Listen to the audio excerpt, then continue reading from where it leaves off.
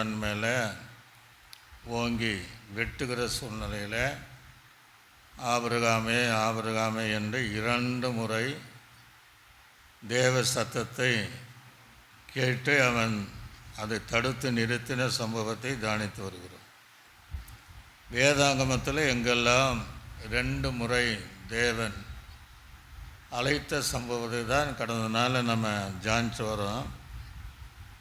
அதில் நம்ம இப்போ முந்தின வாரத்தில் சாமுவேலே என்று தேவன் எதற்காக கூப்பிட்டார் என்கிற அந்த சத்தியத்தை நாம் அறிந்து கொண்டோம்.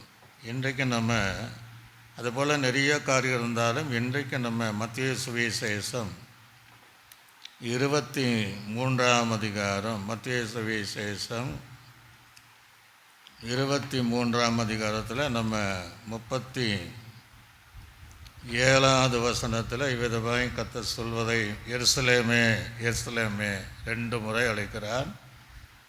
தீர்க்கதரிசிகளை கொலை செய்து உன்னிடத்தில் அனுப்பப்பட்டவர்களை கல் எறிகிறவளே, கோழி தன் குஞ்சுகளை தன் சிறகுகளின் கீழ் கூட்டி சேர்த்து கொள்ள வண்ணமாக நான் எத்தனையோ தரமோ உன் பிள்ளைகளை கூட்டி சேர்த்து கொள்ள மனதாயிருந்தேன், உங்களுக்கோ மனதில்லாமல் போயிடுச்சு. அதனால் என்ன ஆகுதுன்னு அடுத்து சொல்கிறார், இதோ உங்கள் வீடு உங்களுக்கு பாழாக்கப்படும், கர்த்தருடைய நாமத்தினால் வருகிறவர் சோதரிக்கப்பட்டவர் என்று நீங்கள் சொல்லும் அளவும் இது முதல் என்னை காணாது இருப்பீர்கள் என்று உங்களுக்கு சொல்லுகிறேன் என்று இயேசு இந்த உலகத்தில் இருக்கிற நாட்களிலே 2 முறை எருசலேமே எருசலேமே என்று சொல்லக்கூடிய சம்பவத்தை நாம் இங்கே வாசிக்க நம்ம கேட்டோம். இதே காரியத்தை தான் லூக்கா சுவிசேஷம் 13ஆம் அதிகாரம் அங்கே 34-35லையும் எருசலேமே எருசலேமே, தீர்க்கதரிசிகளை கொலை செய்து உன்னிடத்தில் அனுப்பப்பட்டவளை கல் எறிகிறவளை, கோழி தன் குஞ்சுகளை தன் சிறகுகளுக்கு கூட்டி சேர்த்து கொள்ள வண்ணமாக நான் எத்தனையோ தரமும் உன் பிள்ளைகளை கூட்டி சேர்த்து கொள்ள மனதாக இருந்தேன், உங்களுக்கோ மனதாக இல்லாமல் போயிற்று. இதோ உங்கள் வீடு உங்களுக்கு பாழாகி விடப்படும், கர்த்தருடைய நாமத்தினால் வருகிறவர் சோதரிக்கப்பட்டவர் என்று நீங்கள் சொல்லும் காலம் வருமளவும் என்னை நீங்கள் காணாமல் இருப்பீர்கள் என்று மெய்யாகவே உங்களுக்கு சொல்லுகிறேன் என்று 2 இடத்துல தேவனுடைய வாக்கியத்தை நாம் பார்க்க முடிகிறது. எருசலேமை குறித்து நம்ம தியானிக்கணுன்னா அது வருடக்கணக்காக நம்ம எருசலேமை குறித்து நாம் தியானிக்கலாம். எருசலேமை குறித்து அறியாதவர்கள் யாருமே இருக்க மாட்டாங்க. கொஞ்சமாகிலும் எருசலேம் என்பது என்ன என்பது எல்லாருக்கும் தெரிஞ்ச ஒரு காரியம்தான். நம்ம சில பாடலெல்லாம் பாடும்போது இவ்விதமாய் பாடுகிறோம். எருசலேம் என்றால் பரம எருசலேமே என்று பாடுகிறோம், மேலான எருசலேமே என்று ஒரு பாடலை பாடுகிறோம். சுயாதீனமுள்ள எருசலேமே, கனிவான எருசலேமே, தலைநகரமான எருசலேமே, ஆஹா என் எருசலேமே என்று பாடலை நம்ம பாடி அந்த எருசலேமை குறித்தே நாம் பாடி தேவனை நாம் மகிமைப்படுத்துகிறோம். அல்லேலூயா. எருசலேம் என்பது மகாராஜாவுடைய நகரம் என்பது நமக்கு நல்லா தெரியும். அது அப்பத்தின் வீடு என்பது நமக்கு தெரியும். இப்படி நம்ம பேசிட்டு இருந்தால் நிறையா நம்ம பேசலாம். அந்த எருசலேமை தான் ஆண்டு கூப்பிடுறார். இன்னும் எருசலேம் என்பது பார்த்திங்கன்னா இன்னொரு ஆலயம் கட்டப்பட வேண்டும், புதிய எருசலேம். அதில் அந்தி கிறிஸ்து வருவார். ஆனால் அந்த ஆலயம் அழிந்த பின்னாடி தான் புதிய எருசலேமில் இயேசு வருவார். அல்லேலூயா. வெளிப்படுத்தல விசேஷத்தில் இப்படி எருசலேமை குறித்து ஏராளமான சத்தியங்கள் தெரியும். இப்போ இந்த எருசலேமை ஆண்டவர் 2 முறை என்ன செய்கிறாரு, பேர் சொல்லி கூப்பிடுறார். ஏன் கூப்பிடுறாரு? இந்த எருசலேம் என்பதற்கு பல அர்த்தங்கள் இருக்கிறது. எருசலேமுக்கு அந்த முந்தின காலத்தில் அதற்கு உருசலேம் என்கிற ஒரு பேரும் ஆரம்ப நாட்களை வைத்திருந்தார். அதுக்கு பின்பு தான் எல்லா எருசலேம் என்கிற பேரும் வேதாங்கமத்தில் நிறைய இடத்துல நாம் வாசிக்க முடிகிறது. இப்போ எருசலேம் என்றால் சமாதானத்தின் நகரம். ஒரு அலைச்சுகளே லூயா. ஆனால் இப்போ ஆண்டு சொல்கிறது பார்த்தா அப்படி கிடையாது. எருசலேம் என்றால் இந்த நகரம் முழுவதும் சமாதானமாக நிறைந்த நகரம்தான் எருசலேம். தாவீது நாட்களே எப்படி 40 வருடங்கள், அல்லது சாலமன் நாட்களே எப்படி 40 வருடங்கள் தேசங்கள் சமாதானமாக இருந்ததோ, அதே போல் எருசலேம் ஒரு காலத்தில் சமாதானம் நிறைந்த இடமா இருந்துச்சு. அல்லேலூயா லூயா இல்லையா? ஆரம்ப நாட்களில் ரட்சிக்கப்பட்ட தேவ பிள்ளைகளுக்குள்ளே ஒரு சமாதானம் இருக்கத்தான் செய்யும். ஆனால் இன்றைக்கு இருக்கான நம்ம பார்க்க முடியாது. ஒரு காலத்தில் சொல்லுவாங்க, நாங்கள் சமாதானமாக இருந்தோம், எங்கள் குடும்பம் அப்படி இருந்துச்சு. இன்றைக்கி அந்த சமாதானத்தை என்ன செய்ய முடியல, பார்க்க முடியல. ஆக எருசலேம் ஒரு நாள் சமாதானத்தின் நகரமாக இருந்தது. இன்னும் நீங்கள் எருசலேமை குறித்து சொல்லப்படும் போது அது சமாதானத்துடன் உருவாக்கப்பட்ட நகரம். அந்த எருசலேம் நகரம் எதற்காக தேவன் உருவாக்கினார்னா, சமாதானத்திற்காகவே உருவாக்கப்பட்ட நகரம். ஒரு அல்லேலூயா. அப்படிப்பட்ட எருசலேமை தான் ஆண்டவர் சொல்கிறார், நான் எத்தனையோ தரம் கூப்பிட்டு பார்க்குறேன், நீ வர மனதில்லாமல் இருக்கிற. அவர் எருசலேமை பார்த்து கண் கழினா எல்லாம் நிறைய வசனங்கள் இருக்கத்தான் செய்யும். ஆக உருவாக்கப்பட்ட இடம் எருசலேம் என்பது, உருவாக்கப்பட்ட இடம்.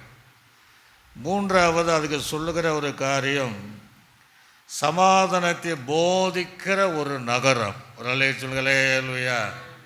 சமாதானத்தை போதிக்கிற நகரம்தான் எருசலேம். சில நாட்கள் சில குடும்பங்களில் போகும்போது சமாதானத்தை எப்படி இருக்கணும் நமக்கு கற்றுக் கொடுப்பாங்க. சமாதானம் இல்லாதவர்கள் சில விசுவாசிகளை தேடி போகும்போது சமாதானத்தின் பாதையை வேத வசனத்தினுடைய வெளிச்சத்தின் மூலமாக கற்றுத்தருவார். ஊழியராக எங்களிடத்தில் அநேகர் வருவாங்க சமாதானம் இல்லாமல். ஆக அந்த சமாதானம் வாழ்வதற்கு வேத வசனத்தின் மூலமாக சில ஆலோசனை கொடுக்கும்போது தேவன் அவளை சமாதானத்தோடு அனுப்புகிற காரியத்தை நாம் பார்க்க முடியுது. அல்லேலூயா. ஆக சமாதானம் உருவாக்கப்பட்ட ஒரு நகரம்தான், சமாதானமுள்ள நகரம்தான், சமாதானத்தை போதிக்கிற எருசலேம் தான். ஆனால் இன்றைக்கி அப்படி இல்லை, அந்த சமாதானம் கிடையாது. அல்லேலூயா. சமாதானம் இல்லாமல் வாழ்கிற ஒரு காலத்தை நம்ம பார்க்க முடியும். இன்னும் இதற்கு அர்த்தம் என்ன போட்டிருக்குன்னா, ரெட்டிப்பான சமாதானத்தை தருகிற ஒரு நகரம் என்று எழுதப்பட்டது. 2 மடங்கு என்பது பைபிளில் ரெட்டிப்பான ஆசீர்வாதம், ரெட்டிப்பான நன்மைகள், ரெட்டிப்பான வரங்கள், இப்படியெல்லாம் பைபிள் இருந்தாலும் இங்கே ரெட்டிப்பான சமாதானத்தை தருகிற இடம் அல்லது ரெட்டிப்பான சமாதானத்தை குறித்து ஒரு போதிக்கிற இடம்தான் எருசலேம். அல்லேலூயா. அப்போ ரெட்டிப்பான சமாதானம் எப்படி, ஒரு வேளை நாம் பூமியில் எப்படி சமாதானமாக இருப்பது, பின்பு நம்ம பரலோக ராஜ்யத்திற்குரிய சமாதானத்தை குறித்ததான காரியங்களை கற்றுக் கொடுக்கிற போதிக்கிற இடம்தான் அந்த எருசலேம். இப்படி எருசலேமை குறித்து அநேக காரியங்கள் இருக்கத்தான் செய்யும். சமாதானத்தில் அஸ்திவாரமுள்ள நகரம்தான். சமாதானத்திற்கு அஸ்திவாரம் உள்ள இடமே அந்த எருசலேம் தான். இப்போ அந்த அஸ்திபாரமே போச்சு. நாம் சில வசனங்கள் சொல்கிறோம், அஸ்திபாரங்கள் நிர்மூலமாகிற நீதிமான் என்ன செய்வான். இப்போ அந்த நகரமே நிர்மூலமாகும் போது சமாதானம் எங்கே இருக்கும்? ஆக ஒரு காலத்தில் அது அஸ்திபாரமுள்ள நகரமாக இருந்துச்சு. பாதுகாப்பான நகரமாக இருந்துச்சான். ஒரு அலேச்சுங்களே இல்லையா? எங்கே இருக்கிற ஜனங்கள் அந்த இடத்துல போயிட்டான்னா பாதுகாப்பாக இருப்பாங்க. அடைக்கல பட்டணத்திற்கு போனால் எப்படி பாதுகாப்பு உண்டாயிருக்குமோ, பலிபீடத்தின் கொம்பை பிடிக்கும் போது ஒரு மனிதனுக்கு எப்படி பாதுகாப்பு உண்டாக இருக்குமோ, எருசலேம் போனால் அவ்வளோ பாதுகாப்பாக இருக்குமா. இப்போ என்ன சொல்கிறாரு? அது பாழாகும் அப்படி சொல்கிறார். பாழாயிடும் அப்படிங்கிற அப்படிப்பட்ட நம்ம எருசலேம் தான். ஆக இன்னும் அங்கே எருசலேம் என்றால் சமாதானத்திற்காக தங்கும் உறைவிடம் என்று சொல்லும். உலகத்தில் எந்த மூலையிலும் சமாதானம் இல்லைன்னா சமாதானத்துக்காகவே ஓடி புகலிடமாக இருக்கிற ஜனங்கள் அந்த இடத்துக்கு போய் சமாதானமாக இருப்பார். இந்த எருசலேமை பார்த்து ஆண்ட வேதனையோடு சொல்கிறார், நான் எத்தனையோ எருசலேமே எருசலேமே அப்படிங்கிறார். கோழி தன் குஞ்சுகளை சேர்த்து கொள்ள வண்ணமாக எத்தனையோ தரம், ஒரு டைம் இல்லை, 2 முறை இல்லை, எத்தனையோ தரம் என்னிடத்தில் வர நான் என்ன செய்கிறேன், ஆசையாக இருந்தேன். ஆனால் நீயோ வர மனதில்லாமல் போனாய். அல்லேலூயா அல்லேலூயா. இப்படிப்பட்ட நம்ம கேட்கப்பட்ட இந்த எருசலேமை தான் சொல்கிறார். நாம் அறிந்து கொண்ட இந்த எருசலேமை குறித்து தான் சொல்கிறார். இந்த எருசலேமை குறித்த வேதாங்கத்தில் நிறைய இருந்தாலும் சங்கீதத்தின் புஸ்தகத்தை நாம் திருப்பிக் கொள்வோம். அதில் 122ஆம் சங்கீதத்திலிருந்து நான் சில வசனங்களை, ஏன்னா இப்படிலாம் இருந்துச்சு இப்போ எப்படி இருக்குங்கிறதுக்கு அதெல்லாம் சில காரியங்களை நாம் கற்றுக்கொள்ள போகிறோம். அதை 122ஆம் சங்கீதத்தில் கர்த்தருடைய, அதுதான் எருசலேம் என்றால் 3 காரியம் வெளிப்படும். ஒன்று, அது ஆலயம். எருசலேம் என்றால் தேசம். எருசலேம் என்றால் நீங்களும் நானும் தான். அல்லேலூயா. நீங்களும் நானும் தேவனுடைய ஆலயமாக இருக்கிறோம். ஆக 3 காரியத்தை கொடுக்கும். ஆக இங்கே 122 சங்கீதத்தில் தாவீது பாடின ஆரோகண சங்கீதம், கர்த்தருடைய ஆலயத்திற்கு போவோம் வாருங்கள் என்ற எனக்கு அவர்கள் சொல்ல போது மகிழ்ச்சியாக இருந்தேன். எருசலேமில் இருக்கிற தேவ ஆலயத்துக்கு வாங்க அப்படி சொல்லும் போதே மகிழ்ச்சியாக இருந்தான். அப்போ எப்பேற்பட்ட இடம் அந்த இடம், எப்பேற்பட்ட சமாதானம் நிறைந்த இடம், எவ்வளோ அதிகமான மகிழ்ச்சி தருகிற இடம்தான் அந்த எருசலேம். அல்லேலூயா. அது தாவீது சொல்லும் போது அவ்வளோ மகிழ்ச்சியாக இருக்கிறான், அவ்வளோ மகிழ்ச்சி. இன்றைக்கி யாராவது நீங்கள் கூட்டத்துக்கு வாங்க தேவாலயத்துக்கு போவோம் அப்படின்னா சிலர் மகிழ்ச்சியாக வருவாங்க, அநேகர் அங்கே அந்த மகிழ்ச்சி கிடையாது. கூட்டத்துக்கு போய் என்ன தான் பிரயோஜனம், ஆலயத்துக்கு போய் என்ன பிரயோஜனம், பைபிள் ஸ்டடிக்கு போயிட்டு என்ன பிரயோஜனம் என்று சொல்லக்கூடிய ஜனங்கள் இன்றைக்கி ஏராளமாக தான் இருக்கிறாங்க. அவங்கள பார்த்து தான் ஆண்டவர் வேதனைப்படுறார். இது பிற்காலங்களில் சொல்லப்பட்ட தீர்க்கதரிசனமான வசனமாக இருந்தாலும் இந்த காலத்திலும் கர்த்தர் நம்மோடு கூட இடைப்படுகிற தேவனாக இருக்கிறார். அல்லேலூயா. அப்போ ஒரு காலத்தில் அவங்களுக்கு மகிழ்ச்சியாக இருந்த ஜனம் இன்றைக்கி என்ன இல்லை, தேவனை தேடாத ஜனமாக இருக்கிறாங்க. அவர் சொல்லும் போது மகிழ்ச்சியாக இருந்தே, எருசலேமே உன் வாசல்களில் என் கால்கள் நிற்கலாயிற்று. சொன்ன உடனே அந்த தாவீதுடைய கால்கள் மான்களை போல ஓடி எருசலேமுடைய வாசல் படியிலே கால் நின்றுச்சான். ஒரு அல்லேலூயா. வா அப்படி சொன்ன உடனே, அப்படின்னா அந்த ஏன் விரும்பினா அப்படின்னா அந்த மகிழ்ச்சி தருகிற, சமாதானத்தை தவிர மகாராஜா இருக்கக்கூடிய தேவாலயம் இருப்பதினால அவன் உடனே தாமதம் பண்ணாமல் என்னுடைய கால்கள் எருசலேமுடைய தேவாலயத்தில் வாசல் படியில் நிற்கலாயிற்று அப்படிங்க. அல்லேலூயா. ஒரு காலத்தில் இஸ்ரவேல் ஜனங்கள்லாம் அப்படித்தான் இருந்தாங்க, தேவனுடைய பிள்ளைகள்லாம் அப்படித்தான் இருந்தாங்க. ஆனால் இன்றைக்கு அப்படி கிடையாது. ஆனால் ஆண்ட வேதனையோடு சொல்லுவதை பார்க்க முடிகிறது. ஒவ்வொரு நோக்கத்தோடு தான் 2 முறை சில காரியங்களை சொல்லி அழைக்கிறார். போன வாரத்தில் நம்ம சாமுவேலே எதற்கென்று நம்ம தியானித்தோம். ஆக இங்கே என்ன சொல்கிறாருன்னா, அந்த எருசலேம் இசை வினைப்பான நகரமாய் கட்டப்பட்டிருக்கு. அவ்வளோ அழகாக இருக்கு.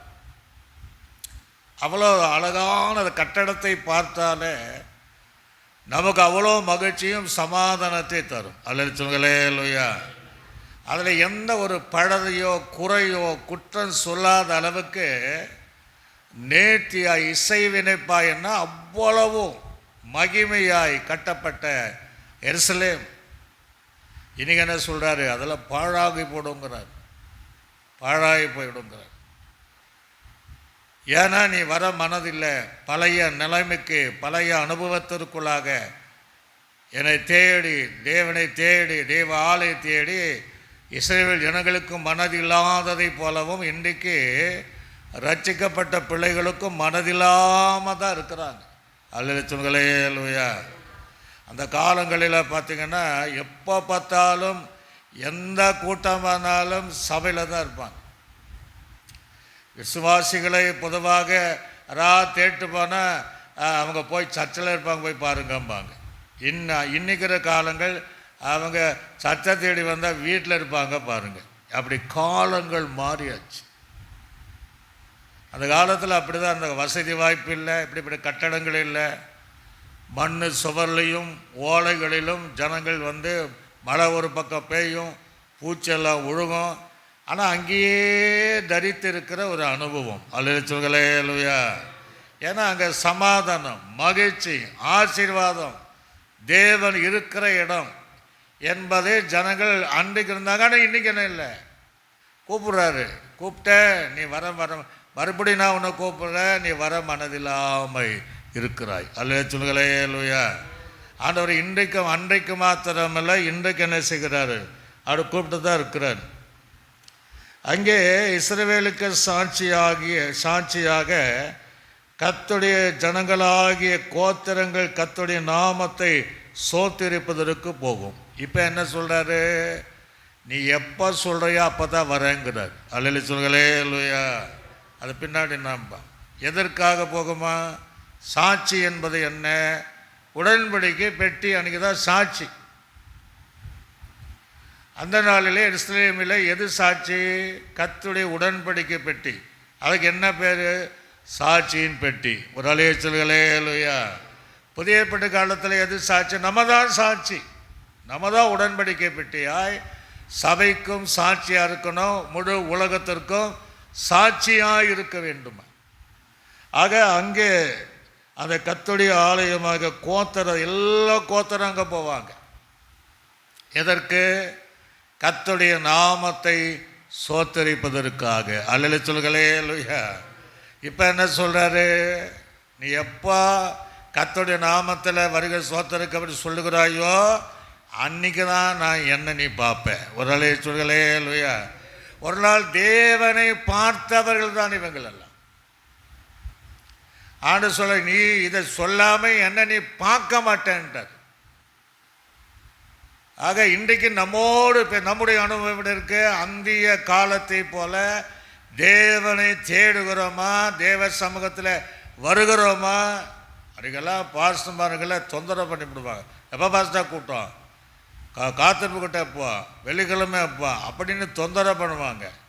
நாளுக்கு நாள் பார்த்தோன்னா ஒரு ஆள் காணாது. அன்றைக்கும் அப்படி தான், இன்றைக்கும் அப்படி தான். ஒரு அல்லேலூயா. தேவ சமூகத்தில் சோத்தரிக்க கூட்டங்கள் என்ன செய்யலை, இப்போ வராமல் காத்திருப்பு கூட்டத்தில் எத்தனையோ இடங்கள் நின்று போயிட்டு. இங்கே அப்படி தான் போகுது. ஜனங்கள் அன்றைக்கெல்லாம் காத்திருப்பு கூட்டம்னா அப்படி ஜனங்க வருவாங்க ஆலயத்தை தேடி. பைபிள் ஸ்டடிக்க பார்த்து நம்ம தான் வரோம், எத்தனை பேர் இருக்கிறாங்க, ஆனாலும் என்ன செய்யலை, ஜனங்கள் வருதில்லை. அந்த நாட்கள் அப்படியே எல்லாரும் வருவார்கள். அல்லேலூயா. தேவ வசனத்தை கேட்க, தேவனுக்கு சாட்சியாக இருக்க அப்படியெல்லாம் வருவாங்க. அங்கே சொல்கிறாரு, அங்கே தாவீதின் வம்சத்தாருடைய சிங்காசனமாகிய நியாயாசனம் வைக்கப்பட்டு இருக்கிறது.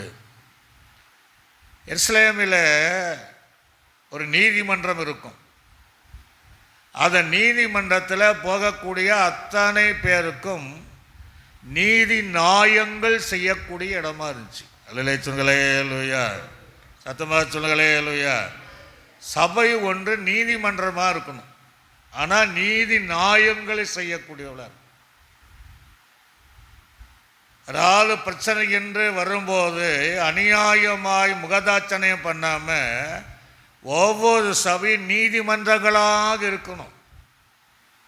வரக்கூடியவர்களுக்கு பிரச்சனைகளுக்கு தீர்வு கண்டு நீதி நியாயங்களை செய்யக்கூடியவளாக நாம் இருக்க வேண்டும். அல்லேலூயா சொல்லுங்களே, அல்லேலூயா. ஒரு குடும்பங்களில் ஒரு பிரச்சனை அல்லது ஏதாவது வேலை செல்ல பிரச்சனைன்னா அதற்கு ஏற்ற ஆலோசனை கொடுத்து நம்ம நீதிமன்றங்களாக, அதாவது இவளை ரொம்ப நம்ம பழக்கப்பட்டவராச்சே, இவர் எப்படி காட்டி கொடுக்க அப்படின்னு அல்லாமல் எந்த உடன்பிறப்பாக இருந்தாலும் நீதி நியாயங்கள் செய்யக்கூடிய தேவ ஆலயமாக இருக்கணும். அல்லேலூயா சொல்லுங்களே, அல்லேலூயா. இருக்கிறாங்கன்னா நிறைய பேர் இருக்கத்தான் செய்கிறாங்க. அங்கே அப்படிப்பட்ட இடம்தான் அந்த இடம். அந்த இடத்துல சொல்கிறாரு, எருசலேமின் சமாதானத்துக்காக வேண்டிக் கொள்ளுங்கள் அப்படின்னு சொல்கிறார். இங்கே நிறைய அந்த இடத்துல நான் வாசிக்கிறோம். அப்போ எருசலேம் என்றால் ஒரு காலத்தில் விரும்பி ஓடின தேவ பிள்ளைகள் நிறைய பேர் இருக்கிறாங்க. தாவீதை போல தேவாலயத்தில் விரும்பி ஓடி வந்த ஜனங்கள் நிறைய பேர் இருக்கத்தான் செய்கிறாங்க. நாலு அடைவு தேவனை தேடாதவர்கள் நிறைய பேர் தான் இருக்கு. அல்லேலூயா சொல்லுங்களே, அல்லேலூயா. தேவனை மறந்து போன ஜனங்கள் இருக்கிறாங்க. இல்லை, இந்த 137ஆம் சங்கீதத்தில் கூட நீங்கள் திருப்பி கொள்ளுங்க. நம்முடைய பிரயோஜனத்திற்காக நாம் அதை தான் நீங்கள் போகிறோம். 137ஆம் சங்கீதத்தை நாம் திருப்பி கொள்வோம். அங்கே 1ஆம் வசனத்திலேருந்து நான் வாசிக்கிறேன், கவனமாக கேளுங்க. அவங்க பாபிலோன் சிறையிருப்புக்குள்ளாக இஸ்ரவேல் ஜனங்கள் கடந்து போனாங்க. யூத ஜனங்களை வைத்துக்கொள்வோமே. ஏன்னா ஆண்டவர் இவங்க பாவம் செய்யும்போதெல்லாம் என்ன செய்வார்னா சிறையிருப்பு தள்ளிடுவார். 70 வருடம் அப்படி சில வருஷங்கள் எல்லாம் தள்ளி அப்படி இருக்கும்போது அவங்க எப்படி இருந்தாங்க, எப்படி அந்த தேவன் மேலே வைராக்கியமாக இருந்தாங்க என்பதை அந்த பகுதியில் வாசிக்கும் போது, பாபிலோன் ஆறுக்கு அருகே நாங்கள் உட்கார்ந்து அங்கே சீயோனை நினைத்து அழுதோம். அல்லேலூயா சொல்லுங்களே, அல்லேலூயா. எருசலேமை பார்த்து நாங்கள் அழுதோம். அப்போ அந்த இடம் எப்பேற்பட்ட இடம் இருக்கும். எங்கிருந்து நினைவராங்க? பாபிலோனுடைய ஆற்றின் அருகே அந்த சீயோனை நினைத்து, அதை பாபிலோன் நினைத்து அழுதோம். அப்படின்னா அது எவ்வளோ சமாதானம் உள்ள ஒரு இடம், எவ்வளோ ஒரு மகிழ்ச்சியான இடம், எவ்வளோ இசை வினைப்பாய் கட்டப்பட்ட இடம், எவ்வளவா நீதி நியாயங்களை செய்யக்கூடிய இடம் என்று இப்போ அடிமைத்தனத்துக்குள் வரும்போது அதை என்ன செய்கிறாங்க நினைக்கிறாங்க. சில எப்போ நினைப்பாங்கன்னா, தங்களுடைய சில வெளியே வர முடியாத அடிமைத்தனத்துக்குள்ளே இருப்பாங்க பாருங்க. கொஞ்ச காலம் ஆண்டவரை நம்பி ஆராதித்து அப்படியே பின்மாற்றம் அடைந்து பல வருஷங்களாக இந்த பூமியிலே அடிமைப்பட்டிருக்கிற ஜனங்கள் ஒரு நாள் நினைப்பாங்க, ஐயோ நம்ம அங்கே இருந்தோமே, அது எவ்வளோ மகிழ்ச்சியாக இருந்தோம் என்று அழுவார்கள். அல்லேலூயா சொல்லுங்களே, அல்லேலூயா. நம்ம வாழ்க்கை இப்படி ஆகிப்போச்சே, நல்லதானே இருந்தோம், தேவனை விட்டுட்டோமே, தேவ சமூகத்தை விட்டுட்டோமே, தேவாலயத்தை விட்டுட்டோமே, போதகத்தை விட்டோமே. இன்றைக்கி ஏராளமே சொல்லாத ஜனங்க கிடையாது.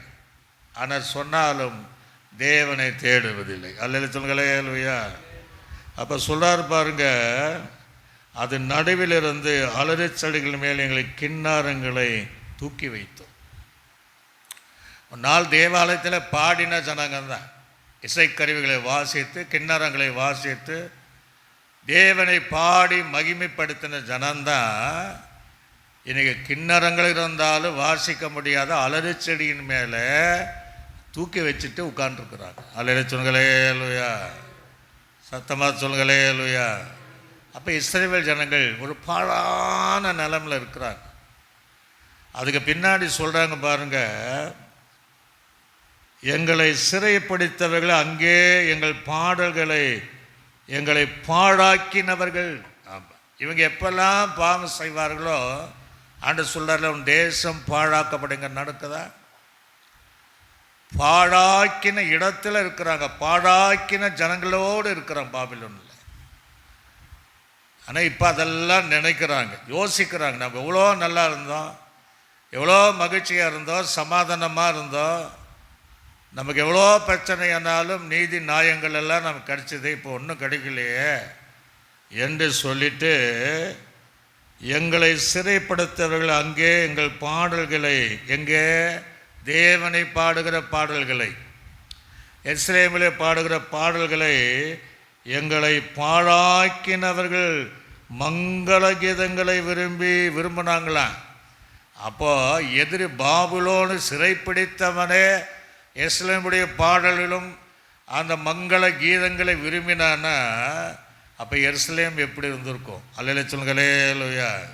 அது ஆலயத்தினுடைய மகிமை எப்படி இருந்திருக்கும்? விரும்பினார்கள்.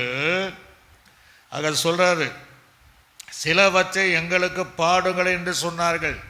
அதில் கொஞ்சம் எங்களுக்கு பாட சொன்னாங்க, அவங்களுக்கும் ஆசையாக இருந்தது. ஆனால் அதற்கு என்ன சொல்கிறாங்கன்னா, பாடுங்கள் சொன்னார்கள். கர்த்தருடைய பாட்டை அந்நிய தேசத்தில் நாங்கள் பாடுவது வைராக்கியமுள்ள ஜனந்தான், வைராக்கியமுள்ள ஜனந்தான், பக்தியுள்ள ஜனந்தான். இப்போ பாவத்தின் நிமித்தமாக சிறையாக்கப்பட்டு பாழாக்கின விளையத்தில் பாழாயிருக்கிறாங்க. அல்லேலூயா சொல்லுங்களே. அல்லேலூயா. இப்போ அவங்களுக்கு அப்பா எவ்வளோ வைராக்கியம் இருந்தால் ஜனங்கந்தான், விசுவாசமாக இருந்தால் ஜனங்கந்தான். யாக்கோபு எனக்குள் இருக்கிற ஆவியான் பக்தி வைராக்கியம் உள்ளவராக இருக்கிறார் என்று இயேசு இந்த உலகத்தில் இருக்கும்போது அந்த வீட்டை குறித்துதான அந்த பக்தி என்னை நிந்தித்துங்கிறார், பட்சித்ததுங்கிறார். அப்படிப்பட்ட வைராக்கியமுள்ள ஜனங்கள் ஒரு காலத்தில் தேவனை மங்கள கீதங்களை பாடி மகிமைப்படுத்தின ஜனந்தான், கர்த்தரை சோத்தரித்து கனப்படுத்தின ஜனந்தான், கிண்ணங்களை வாசித்து மகிமைப்படுத்தின ஜனந்தான். ஆனால் இன்றைக்கு பாழாக்கின இடத்துல, பாழான இடத்துல இருக்கிறாங்க. அல்லேலூயா. அவள் செய்த பாவம். நாம் சில நேரங்கள் நம்முடைய பாவத்தினால் நம்முடைய சூழ்நிலை அப்படி தான் ஆகிடும்.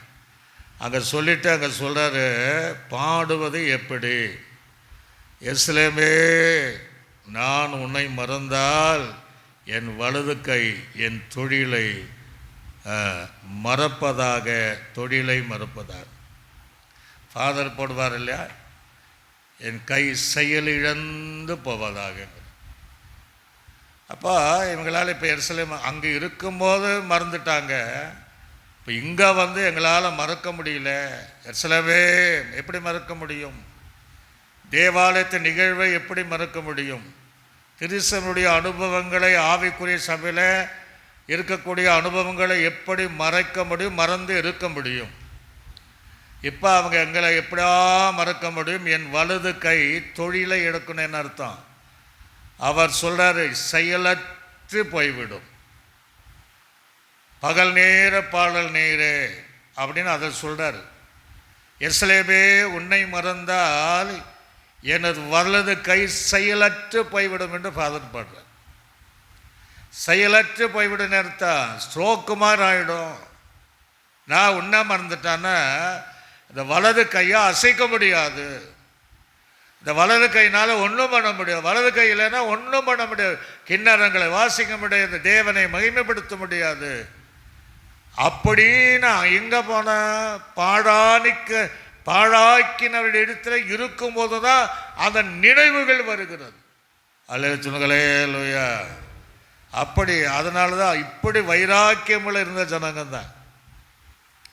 அதை சொல்கிறாரு, வலது கை தன் தொழிலை மறப்பதாக நான் உன்னை நினையாமலும், எருசலேம் என் முக்கியமான மகிழ்ச்சி. அதான் முக்கியமான, உலகத்தில் எங்கே முக்கியமாக வச்சுக்க, சபையில் அதை மகிழ்ச்சி சொல்லிட்டு இடத்துல என்ன சொல்கிறாரு, மகிழ்ச்சியிலும் அதிகமாக என்ன எண்ணாமல் போனால், அந்த மகிழ்ச்சி எண்ணாமல் போயிட்டா, என் நாவு என் மேல் வாயோடு ஒட்டி கொள்வதாக.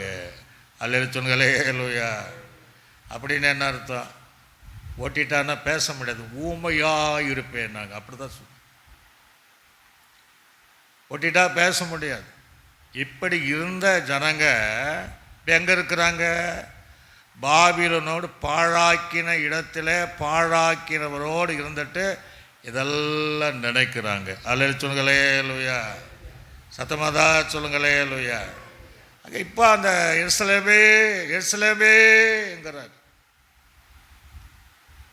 நான் எத்தனையோ தரம் தன் கோழி தன் குஞ்சுகளை சேர்த்து அணைக்க வண்ணமாக எத்தனையோ தரம் உன்னை கூப்பிட்டேனேங்கிறார். நீயோ வர மனதில்லாமல் போனாயேங்கிறார். அதனால உன் தேசம் பாழாக்குன்னு அவரே சொல்றார். இவங்க சொல்றாங்க பாழாக்கப்பட்ட இடத்துலங்கிறாரு. தேவனை மறந்தால் வாழ்க்கையும் பாழாயிடும். தேவனை மறுக்கிற சபையும் பாழாயிடும், தேசம் பாழாயிடும். அல்ல சுங்களே லூயா. ஆக அந்த சமாதானம் உள்ள இடங்களில் எப்போது போல தேவனை தேடி வருகிற அந்த மிகுந்த மகிழ்ச்சி உள்ள அந்த இடங்களில் ஃபாதர் மகிழ்ச்சியின் மகுடம் நீர்த்தானையான்னு பாடுவார். அங்கே தான் மகிழ்ச்சி, அங்கே தான் சமாதானம். ஆனால் அநேகன் மறந்துடுறாங்க. இப்போ நம்ம கூட அந்த தீர்மானம் எடுக்கலாம். ஆண்டவரே, நான் உன்னை மறந்துட்டா இந்த வலது கை செயலை எழுந்து போகணும். ஏன்னா இனி அந்த தவறு நம்ம செய்யக்கூடாது. என்னுடைய நாவு மேல் வாயோடு ஒட்டி கொள்ளும், பேச முடியாதவனை போல. அப்படி எருசலேம் என்கிற ஆலயத்தின் மேல் இருந்ததை போல நமக்கு தந்த சபைகளிலே நாம் இருக்க வேண்டும். அல்லேலூயா. சத்தமாக சொல்லுங்களே அல்லேலூயா. யூதர்கள், இஸ்ரவேல் ஜனங்க வருடத்துக்கு 3 முறை எருசலேமுக்கு போவாங்க. ஆண் மக்கள் தான் போகணும், பெண்கள் போகக்கூடாது. இன்றைக்கி நமக்கு எல்லாரும் வரலாம், சிறு குழந்தையிலிருந்தும் யார் வேணாலும் வரலாம். காரணம் அந்த நாளில் விருத்த சேதனம் பண்ணப்பட்ட ஆண்கள், பெண்களுக்கு முடியாது. அதனால தான் புதிய ஏற்பாடு காலத்தில் இருதயத்தில் தேவன் விருத்த சேதனம் பண்ணதுனால எல்லாருக்கும் இருதயம் இருக்குது. கருக்கு குழந்தைக்கு இருதயம் இருக்குது, வயசானவங்களுக்கு இருதயம் இருக்குது, ஆண்களுக்கும் பெண்களுக்கு இருதயம் இருக்கிறதுனால அந்த இருதயத்திலே விருத்த சேதனம் பண்ணப்பட்டவர்கள் தேவனை ஆராதிப்பதற்கு அதை சுதந்திரத்தை தந்திருக்கிறார். அல்ல சொல்லுங்களே லூயா. ஒருவேளை அந்த நாட்களை போல் ஆண்கள் மாத்திரம்தான் சபையில் ஆராதிக்கணும்னா சபை இழுத்து சாதிட்டு போடணும். எனக்கு பெண்கள் தான் கூடுமானவரை உபவாச கூட்டமானாலும், ஞாயிறு ஆராதனை ஆனாலும், பைபிள் ஸ்டடி ஆனாலும் காத்திருப்பன் யார் தான் வரான்? பெண்கள் தான் அதிகமாக வராங்க. ஞாயிற்றுக்கிழமை பெண்கள் தான் நிரம்பி இருப்பாங்க. அப்போ ஆண்கள் மாத்திரம் என்ன இருக்கும்? எல்லா தேவாலயங்களும் கதவை அடிச்சிட்டு போயிருக்கணும். ஒரு நாளே சொல்லுங்களே லூயா. ஆக குடும்பமாக ஆராதிப்பதற்கு தேவன் நமக்கு கிருபை செய்திருக்கிறார். இப்போ அந்த வசனத்தை கூட நான் வாசிப்போம். யாத்திரையாகும் புஸ்தகம் 23ஆம் அதிகாரத்தை நாம் திருப்பிக் கொள்வோம். யாத்திரையாகமும் 23ஆம் அதிகாரத்தை நாம் திருப்பி 17வது வசனம் முதல் நான் வாசிக்கிறேன், கவனமாக நம்ம கேளுங்க. வருஷத்தின் 3 தரம் உன் ஆண் மக்கள் எல்லாரும் கர்த்தராகிய ஆண்டவருடைய சந்ததியில் வரக்கடவர்கள். அல்ல சொல்லுங்களே அல்லையா. எத்தனை தரம் வரணுமா? 3 தரம் ஆண்கள் எருசலேமுடைய ஆலயத்தில் தேவ சந்ததியில் வர வேண்டும் என்கிற பிரமாணம் இருக்குது. அதனால் கண்டிப்பாக அவங்க போவாங்க. ஆனால் புதையெடுப்பு காலத்தில் நாள்தோறும் கர்த்தரை ஆராதிக்கணும் என்கிற ஒரு நல்ல ஒரு திட்டத்தை தேவன் நமக்கு வைத்திருக்கிறார். அதுக்கு பின்னாடி சொல்கிறாரு, எனக்கு இடும் பலியின் இரத்தத்தை புளித்த மாவுடன் செலுத்த வேண்டாம், எனக்கு இடும் பலியின் கொழுப்பை விடியற்கால வரையும் வைக்க வேண்டாம். சும்மா போயிட்டு ஆராதிக்கக்கூடாது. புளித்த மாவு என்பது புதிய காலத்தில் நமக்கு நல்லா தெரியும். ஆக துர்குணம் அப்படிங்கிற பொல்லாப்பு அப்படின்னு அதெல்லாம் சொல்கிறார். ஆனால் அந்த மாதிரி பழையப்படி காலத்தில் என்ன சொல்கிறார், எனக்கு இடும் பலியின் இரத்தத்தை புளித்த மாவுடன் செலுத்த வேண்டாம், எனக்கு இடும் பலியின் கொழுப்பை விடியற்கால வரையும் வைக்கவும் வேண்டாம். அல்ல சொல்லுங்களே அல்லையா. ஃப்ரெஷ்ஷாக ஆண்டு கேட்குறேன், பழசாக இல்லை. ஆக வைக்க வேண்டாம். ஒரு நிலத்தினுடைய முதல் விளைச்சன் முதல் கனியை உன் தேவனாய் கர்த்தருடைய ஆலயத்தை கொண்டு வருவாயாக. வெள்ளாட்டு கொட்டியை அதை தாயின் பாலில் சமைக்க வேண்டாம். வழியிலே உன்னை காக்கிறதற்கு நான் ஆயத்த பண்ணின போகிறாங்களே எருசலேமுக்கு, அந்த வழியிலே நான் உன்னை ஆயத்த பண்ணின ஸ்தானத்துக்கு உன்னை கொண்டு போய் சேர்க்கிறதற்கு இதோ நான் ஒரு தூதனை உனக்கு முன்பாக அனுப்புகிறேன். அல்லே சொல்லுகளே இல்லையா. அப்போது எருசலேமுடைய ஆலயத்துக்கு போகும்போது ஜனங்களை அனுசு, ஏன்னா வழி நெடுந்தூரம், அதனால் தூதனை பாதுகாப்பாக வைப்பார். அல்ல சொல்லுகளே இல்லையா. அப்போ தேவ பிள்ளைகள் தேவ ஆலயத்தில் வரும்போது தூதனை நம்ம என்ன செய்யணும், கூப்பிடணும். ஆண்டவரே அன்றைக்கி வச்சிங்களே, இன்றைக்கு எங்களுக்கு பாதுகாப்பாக, ஒருவேளை நடந்து வருகிற தூரமானாலும் அல்லது கொஞ்சம் தூரம் நம்ம வாகனங்கள் வரக்கூடிய சூழ்நிலை இருந்தாலும் எங்களுக்கு முன்பாக உடைய சமூகம் எங்களுக்கு முன்பாக பாதுகாக்கிற தூதனை அனுப்புங்க. அல்ல சொல்லுங்களே இல்லையா. அவன் பாதம் கல்லில் இடராதபடி கரங்களில் செய்வாங்களா, அவளை ஏந்துவாரங்களில் சங்கீதத்தில் வாசிக்கும். இப்படி இந்த வசனத்தில் வாசிக்கும்போது ஆண்டு சொல்கிறாரு, அவர் சமூகத்தில் எச்சரிக்கையாக இருக்கணும். அவர் அவர் வாக்குக்கு செவி கொடு, அவரை கோபப்படுத்தாது, உங்கள் துரோகங்களை அவர் பொறுப்பதில்லை, என் நாமம் அவர் உள்ளத்திலே இருக்கிறது. அல்ல சொல்லுங்களே இல்லையா. அப்போ வருஷத்துக்கு 3 தடவை போனோம். எப்படியெல்லாம் போகணும், கவனமாக போகணும், தேவ சமூகத்தில் இருக்கணும். அப்படி போனவங்க தான் இப்போ தான் அப்படியே போகாமல் இருக்கிறனால தான் ஆண்டு சொல்கிறேன், நான் மீண்டும் நான் கூப்பிடுறேன், நீங்கள் வரல. அல்ல சொல்லுங்களே இல்லையா. அதே நீங்கள் வாசி பார்த்தீங்கன்னா உபாகமம் 16ஆம் அதிகாரம், உபாகமம் 16ஆம் அதிகாரத்தில் 16வது வசனத்தில் அதே வாக்கியத்தை நாம் வாசிக்க முடிகிறது. அங்கே என்ன சொல்கிறாரு, ஆனாலும் அவர் உன்னிடத்தில் நன்மை பெற்று 16வது வசனம்,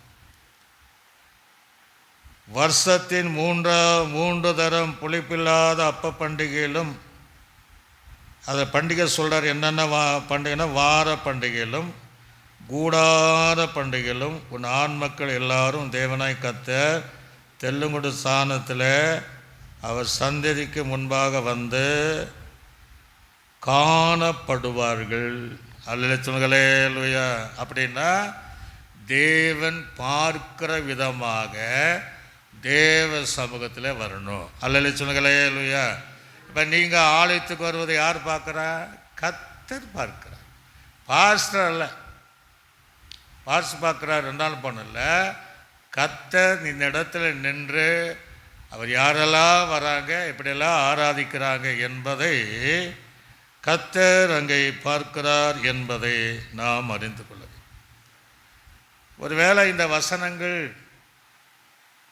தானியேலின் புஸ்தகத்தில் 69வது வாரம் வரும்போது எருசலேமினுடைய அழிவை குறித்து சொல்லக்கூடிய ஒரு சத்தியமானாலும், இன்றைக்கு நம்முடைய ஆவிக்குரிய வாழ்க்கையும் பாழாய் போய் இருக்குவதை நமக்கு நல்லா தெரியும். இது 1000 வருட இயேசு வரும்போது நடக்கக்கூடிய சம்பவங்களாக இருந்தாலும் அது தானியேலில் நம்ம வாசிக்க முடிகிறது. அது வாசிக்க நேரமும் இல்லை. ஆகிலும் இவையெல்லாம் ஆண்டு சொல்கிறார். இப்போ அந்த லூக்கா 13ஆம் அதிகாரத்தை வாசிக்கும்போது அங்கே என்ன சொல்கிறாருன்னா, எருசலேமே எருசலேமே தீர்க்கதரிசிகளை ஏன் அப்படின்னா, ஏன் அவங்க பண்ணிட்டாங்கன்னா, தேவனால் அனுப்பப்பட்ட தீர்க்கதரிசிகளை கொலை செய்தீர்கள். அல்ல சொல்லுங்களே இல்லையா. ஒரு காலத்தில் எப்படி இருந்தாங்க, தேவனுக்கு வைராக்கியம் இருந்த ஜனங்க அவரால் அனுப்பின தீர்க்கதரிசிகளை கொலை செய்தார்களாம். இன்னைக்கு என்ன நடக்குது? கொலை என்பது என்ன? ஒருவன் சகோதரனை பகைக்கிறவன் கொலை பாதகனாய் இருக்கிறார். தேவனால் அனுப்பப்படுகிற ஒவ்வொரு சபைக்கு ஊழியர் யார் தான் அனுப்புறாரு? கர்த்தர் தான் அனுப்புறார். அவர்தான் அனுப்புறார். உலகம் முழுவதும் எத்தனையோ ஆவிக்குரிய சபை இருக்கு. சச்சாவகாரில் எத்தனையோ தமிழ்நாடு சபை இருக்கு. மற்ற ஆவிக்குரிய சபை எல்லா இடத்துல இருக்குன்னா அந்தந்த சபைக்கும் தேவனால் அனுப்பப்படுகிறவர்கள் இன்னைக்கு என்ன செய்கிறாங்க? பகைத்து, ஊழியர்களை பகைத்து அந்த தீர்க்கதரிசிகளை கொலை செய்கிற அந்த காரியத்திற்கு சமானமாக இன்னைக்கு எத்தனையோ தேவாலயங்கள் இருக்கத்தான் செய்து. ஒரு அலைய சொல்லுங்களே அல்லையா, சத்தமாக சொல்லுங்களே அல்லையா. ஊழியரை அடிக்கிற கூட்டங்கள் கூட இருக்கத்தான் செய்யும். அவள் தேவனால் அபிஷேகம் பண்ணப்பட்டவர்கள், அவள் தேவனால் அழைக்கப்பட்டவர்கள், ஊழியத்துக்காக ஏற்படுத்தப்பட்டவர்கள். எத்தனையோ செய்தி கேட்குறோம். ஆக அந்த தீர்க்கதரிசிகளை, அந்த ஊழியர்களை இன்றைக்கும் அந்த இஸ்ரவேல் ஜனங்களோ யூத ஜனங்களோ அங்கே கொலை செய்ததை போல உள்ளத்தில் பகையினால எத்தனையோ ஊழியர்களை, எத்தனையோ தேவனுடைய பிள்ளைகள் அப்படிதான் பண்ணிட்டு இருக்கிறார்கள் என்பது நமக்கு நல்லா தெரியும். ஒரு அலை சொல்லுங்களே அல்லையா. ஆனால் ஒரு காலத்தில் அந்த ஊழியர்களை நேசித்தவர்கள், அன்பு பாராட்டினவர்கள், அந்த ஊழியோடு வலது கை கொடுத்து துணையாக நின்றவர்கள். ஆனால் காலப்போக்கில் எதிராக செயல்பட்டு பகை உணர்வோடு இந்த கொலை செய்கிற அளவுக்கு அங்கே ஏற்றபடி ஜீவிக்கிறவர்கள் இருக்கிறார். அதனால் ஆண்டவர் அவங்களே கூப்பிடுறாரு. அல்லேலூயா. ரெண்டாவது அங்கே சொல்கிறாரு, என்ன சொல்கிறாரு?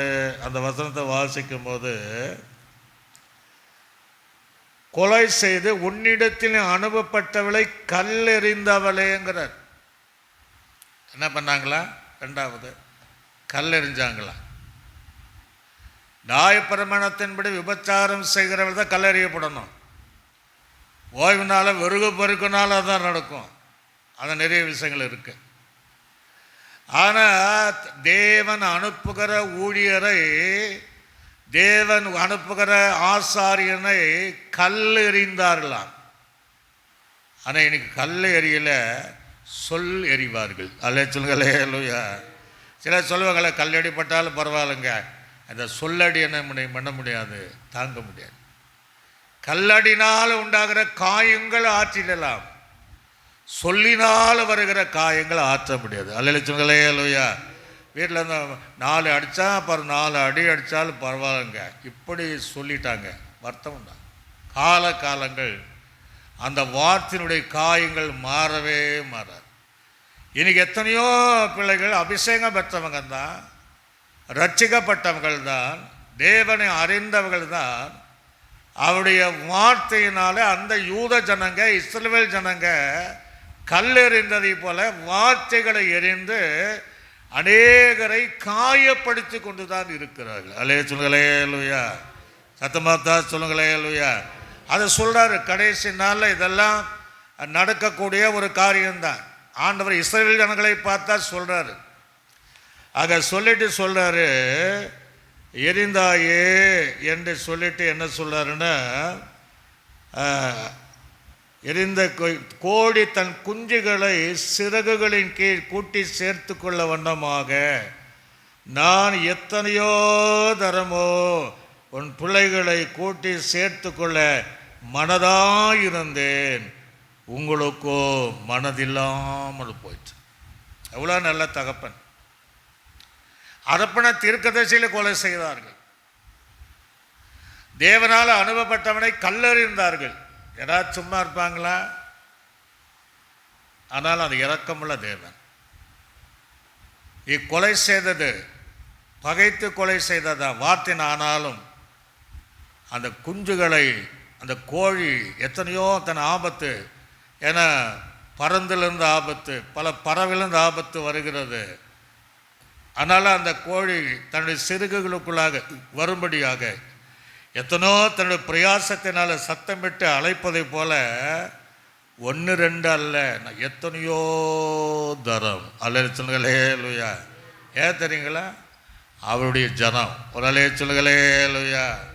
அவரை அறிந்த ஜனம், அவரை ஆராதித்த ஜனம். இன்னும் இஸ்ரவேல் ஜனங்களை ஆண்டு விடவில்லையே, இன்னும் அதானே பண்ணிட்டு இருக்கிறாரு. இன்னும் அந்த யூத ஜனங்களை இன்னும் இதே அன்பை தான் காட்டிட்டு இருக்கிறார். இதுவரையும் தேவனது அன்பை வெளிப்பு இரக்கமுள்ள தேவன் அவர். ஆக இவ்வளோ காயப்படுத்தினாலும், எத்தனையோ ஊரில் கொலை செய்தாலும், கல்லெறிந்தாலும், அது இரக்கமுள்ள தகப்ப எத்தனையோ தடவை என்னிடத்தில் வரும்படியாக நான் ஆசையா இருந்தேன், அப்படின்னா தவிப்பா இருந்தேன். ஆனா நீயோ வர மனதில்லாம இருக்கிற. அல்ல சொன்னங்களே லோயா. சில கேளுங்க, ஏன் கொடுத்தல கூட்டத்துக்கு வர மனமே இல்லைம்பாங்க. ஆண்டு என்ன சொல்லாருன்னா, அவர் கூட்டத்துக்கு வர்றத மனதுள்ளவராய் அழைக்கிறார். இன்னைக்கு பல தடவை இல்லை, ஆண்டவர் 1000 முறை தேவ பிள்ளைகளை அழைத்து கொண்டே இருக்கிறார். அல்ல சொன்னங்களே லோயா. பின்வாங்கி போனவங்க தான், எதிர்த்தவங்க தான், எல்லா பாவம் செய்தவர்கள் தான், தீங்கு செய்தவர்கள் தான், அவர்களை பரிசுத்தவர்களை காயப்படுத்தினவர்கள் தான். அவர்களையும் தேவன் மனதுருக்கமுள்ள தேவன், நீ வந்துவிடு என்று தேவன் இன்றைக்கும் அழைக்கிற தேவனாய்த்தான் இருக்கிறார். அல்ல சொல்களே லூயா. அதுதான் இங்கே சொல்கிறார். எத்தனையோ தரம் நான் கூப்பிட்டு அதுக்கு பின்னாடி தான் சொல்கிறார், நீ மனதில்லாமல் கூடாமல் போயிற்றுங்கிறார். அதுக்கு பின்னாடி தான் சொல்கிறாரு, இதோ உங்கள் வீடு உங்களுக்கு பாழாய் விடப்படும். அலேலூயா. கூப்பிட்டு பார்த்தார். ஜனங்களுக்கு வர்றதுக்கு மனம் இல்லை, அதனால் வீடெல்லாம் பாழாய் போய். சில சொல்கிறத நான் கேள்விப்பேன், வீடெல்லாம் பாழாகி போச்சுப்பாங்க. ஒன்று வீடு பாழாயிடும், 2 சொல்கிறாங்க என் வாழ்க்கையெல்லாம் பாழாகி போச்சும்பாங்க. சிலர் சொல்லுவாங்க குடும்பம் எல்லாம் பாழாகி போச்சும்பாங்க. அல்ல சொல்லுங்களே லூயா. இன்னும் சிலர் சொல்லுவாங்க எங்கள் ஊழியங்களெல்லாம் பாழாகி போச்சு. ஏன் அப்படின்னா தேவனுக்குள்ளே வரல, வந்துட்டு தூரமாக இருக்கிறோம், கூப்பிட சத்தத்திற்கு செவி கொடுக்கல. அவருக்குள்ளே வர மன அவரு பொறுத்து பார்த்தாரு, எல்லாமே பாழாகிவிடும். அந்த 69வது வாரம் தானியனுடைய புத்தகத்தில் கடைசி நாளில் எருசலேம் பாழாய் போய்விடும். அல்ல சொல்லுங்களே லூயா. இஸ்ரவேல் தேசங்கள் பாழாகும்னா அந்த ஜனங்களும் பாழாகித்தான் போகும். கடைசி காலங்கள் நடைபெறும் போது அதுக்கு நிச்சயமாக நடைபெறும். அதற்குள்ளாக தேவனுடைய அழைப்புக்கு இணங்கி அவர்களானாலும் ரட்சிக்கப்பட்ட நீங்களும் தேவ பிள்ளைகளானாலும் அந்த சத்தத்துக்கு இணங்கி ஓடி வரும்போது வருகிற எல்லா ஆபத்துக்கும் உபத்திர காலத்திற்கும் தப்பித்து கொள்ள தேவன் கிருபை செய்வார். அல்ல சொல்லுங்களே லூயா. எப்படி நிறைய காரியங்களை இங்கே நாம் பார்க்க முடியும். அதுக்கு பின்னாடி என்ன சொல்கிறாருன்னா, உங்கள் வீடு பாழாகப்படும், கர்த்தருடைய நாமத்தில் வருகிறவர் சோத்தரிக்கப்பட்டவர் என்று நீங்கள் சொல்லும் காலம் வருமலுங்கிறார். இப்போ ஏற்கனவே சொன்னவங்க தான் சொல்லிட்டு தான் சொல்லாமல் போயிட்டாங்க. சொன்னவரை சிலுவையில் கூட அறிஞ்சிட்டாங்க. எங்கே சொன்னாங்க? மத்தேயு சுவிசேஷம்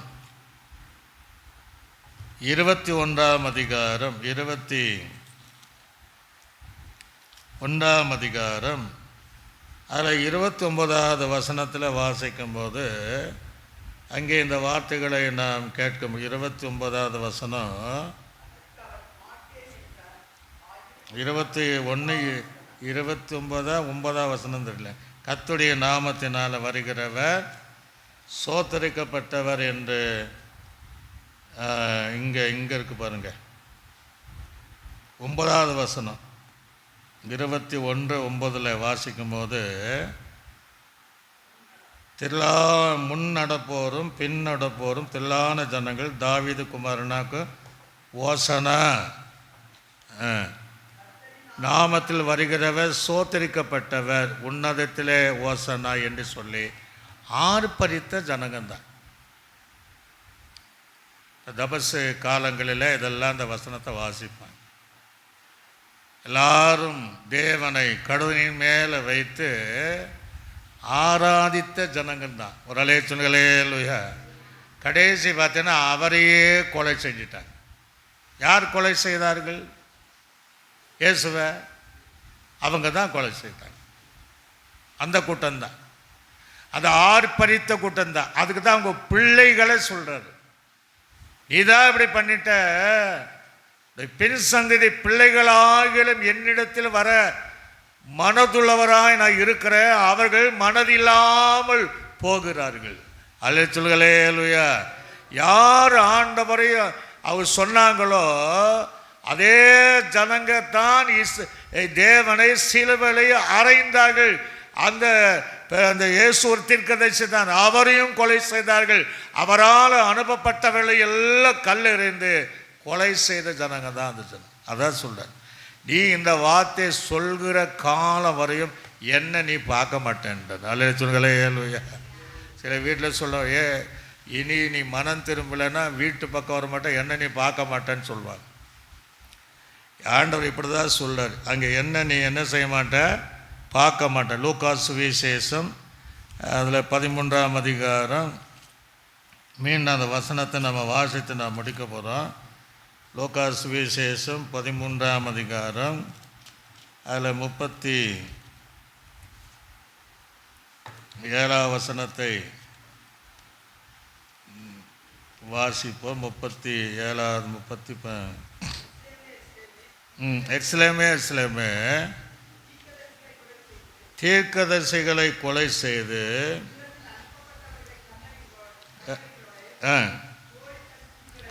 கோழி தன் குஞ்சுகளை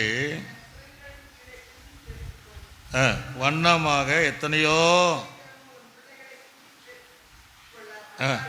இருந்து உங்களுக்கோ மனதில்லாமல் போயிற்று, வீடு உங்களுக்கு பாழாய் விடப்படும், வருகிற சோத்தரிக்கப்பட்டவர் என்று நீங்கள் சொல்லும் காலம் வருமளவும் என்னை காணாதிருப்பீர்கள் என்று மெய்யாகவே மெய்யாகவே சொல்லுங்கள். அல்லேலூயா. அப்போ எப்போ வருவார்? எப்போ வருவார்? ஒளிவு மலையில் வருவார், பார்ப்பாங்க. வெளிப்படத்தில் விசேஷத்தில் 1ஆம் அதிகாரத்தில் வாசிக்கும் போது நிறைய இருந்தாலும், அந்த வெளிப்படத்தில் விசேஷம் 1ஆம் அதிகாரம் 7ஆம் வசனத்தில் வாசிக்கும்போது, ஏதோ மேகங்களோடு வருவார், கண்கள் யாவர் அவரை காணும், அப்படி குத்தினவர்கள் அவரை காண்பார்கள், பூமியின் கோத்திரங்கள் எல்லாம் அவரை பார்த்து புலம்பார்கள், அப்படியே ஆகும் என்று சொல்லப்பட்டிருக்கிறது. ஒரு அலேச்சங்களே லூயா. அப்போ இந்த காலங்கள் வரும்போது எல்லாரும் அவர்களை பார்ப்பார்கள். பார்த்து என்ன சொல்லுவாங்க? சங்கீதம் 78ஆம் சங்கீதத்தில் 26ஆம் வசனம், சங்கீதம் 78 26ஆவது வசனத்தில் வாசிக்கும் போது அங்கே விதமாய் ஒரு வசனம் சொல்லுகிறது. அதை வாசித்து நம்ம முடிக்க போகிறோம். 26ஆவது வசனம், சங்கீதம் 78 26.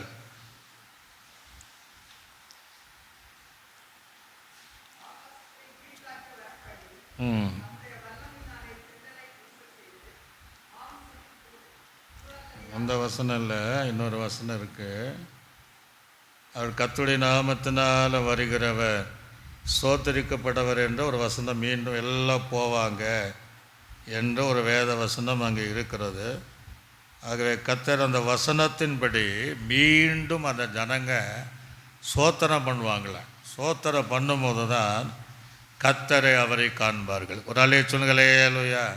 இதுவரையும் அவங்க மெசியா வரலான்றாங்க இல்லையா? அந்த கிறிஸ்து வந்த பின்னாடி அப்படி கண்கள் திறக்கப்பட்டு அவரை சோத்தரிக்கும் போது அந்த யூத ஜனங்கள் இயேசுவை பார்ப்பார்கள். அதே போல் ஆவிக்குரியவர்கள் மீண்டும் நாம் தேவ சமூகத்தில் வந்து சோத்தரிக்கப்படும் போது நம்முடைய கண்கள் அவரையும் பார்க்கும். ஒரு ஆளே சொல்லுங்களே லூயா. அப்படியே கண்களை மூடினவளாக ஆண்டு சமூகத்தில் நோக்கி, ஒரு காலத்தில் தேவ ஆலயத்தோடு இருந்த நம்ம வாழ்க்கை இன்றைக்கி எப்படி இருக்குது, அதற்கும் நமக்கு தொடர்பில்லாமல் இருக்கிறோமா என்று பார்த்து நம்மையும் கர்த்தர் அழைக்கிறார். கோழி தன் குஞ்சுகளை சேர்த்து அணைக்கணும். எத்தனையோ தரமோ நான் கூப்பிடுறேன், நீ மனதில்லாமல் இருக்கிற, அதுதான் வாழ்க்கை பாழாய் போகுது. வீடு பாழாய் போகுது, நீ இருக்கிற தேசங்களும் பாழாய் போயிடு. சீக்கிரமாய் வந்துவிடு. நீ மீண்டும் கர்த்தருடைய நாமத்தில் வருகிறவ சோத்தரிக்கப்பட்ட இந்த காலம் சொல்லும் வரையும் நீ என்னை பார்க்கவே மாட்டேன் என்று இஸ்ரவேல் ஜனங்களுக்கு தேவன் சொன்னபடி நமக்கு சொல்லுகிறதுனால, ஆண்டவரே, இனி நான் தேவனை தேடுவேன், தேவனை ஆராதிப்பேன், உங்களுடைய ஆலயத்துக்கு வருவேன். ஆண்டவரே, நான் எப்பொழுது போல மகிழ்ச்சியாக இருப்பேன். சமாதானம் உள்ள நகரத்துக்குள்ளாக வந்து மகிழ்ச்சியின் தேவனை நான் இன்னும் மகிமைப்படுத்துவேன் என்று எல்லாம் ஒப்பு கொடுப்போம். ரீபாலாபாலாபாலம். நன்றி தகப்பனே, நன்றி தகப்பனே. நல்ல ஆண்டவரே, நன்றி செலுத்துகிறோம். இந்த எருசலேமே எருசலேமே என்று 2 முறை கூப்பிட்ட வண்ணமாக இன்றைக்கு எத்தனையோ பேரை 2 முறை அழைத்து மீண்டும் தேவ சமூகத்தில் வருவதற்கு, ஆண்டவரே, சபை கூடி வருவதற்கு, சில சபை கூடுவதை விட்டுவிட ஜனங்களை நோக்கி கூப்பிடுகிற தேவ சத்தத்தை கேட்டு அவள் தீர்மானம் பண்ணி நான் தேவ சபைக்கு கடந்து போவேன் என்கிற எண்ணங்களோடு இந்த வாரத்துகளில் அவள் குடும்பமாய் கடந்து போக கர்த்தர் உதவி செய்வதாக. கொடுக்கப்பட்ட ஊழியர்களை கனப்படுத்தி பரிசுத்தவான்களை கீழ்ப்படைந்து அதன் மூலமாக தேவனை மகிமைப்படுத்த கர்த்தர் உதவி செய்வதாக. சகல தடைகளை கர்த்தர் மாற்றும். வந்திருக்கிற ஜனங்களை ஆசீர்வதியும். கேட்கிற ஜனங்கள் இந்த அனுபவத்திற்குள் வருவதற்கு கர்த்தர் கிருபை செய்வதாக. தவறை உணர்ந்து அந்த ஜனங்க அப்பா விக்கிராராதனை செய்தார்கள், பொல்லாப்பு செய்தாங்க, தீர்க்கதரிசனை கொலை செய்தாங்க, காயப்படுத்தினார்கள். அதெல்லாம் மனம் திரும்பி தேவ சமூகத்தில் வருவதற்கு உதவி செய்வார். எல்லா துதிகான மகிமை எடுத்துக்கொள்ள இயேசுவின் நாமத்தில் ஜெபிக்கும் நல்ல பிதாவே, ஆமென். என் ஆத்துமாவே கர்த்தரை, என் முழுவலுமே பரிசுத்த நாமத்தை, என் ஆத்துமாவே கர்த்தர் அவர் செய்த சகல பலும் மறவாதே. ஆமென். கர்த்தராகிய கிருபையும் பிதாவாக தேவனுடைய ஆன்ம பரிசுத்த ஆவியானுடைய அடியை ஐக்கியம் சந்தோஷ சமாதானம் நம் அனைவரோடும் சகல பரிசுத்தங்களோடும் ஆண்டவராக இயேசு கிறிஸ்து வரை சதா காலங்கள் நம்மோடு என்றென்றைக்கு கூட இருப்பதாக. ஆமென். அல்லேலூயா, அல்லேலூயா, அல்லேலூயா. கர்த்தர் உங்களையும் ஆசீர்வதிப்பாராக.